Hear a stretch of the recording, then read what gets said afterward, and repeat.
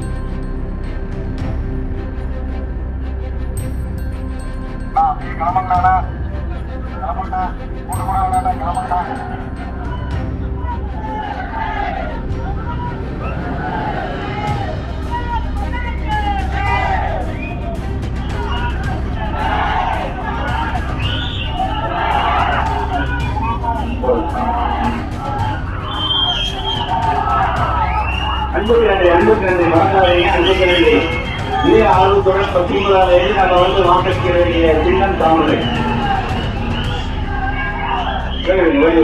மிக்க மகிழ்ச்சி சந்தோஷம் உங்களை உங்களுக்கான தலைவருக்கும் வணக்கம், தலைவருக்கான உங்களுக்கும் வணக்கம்.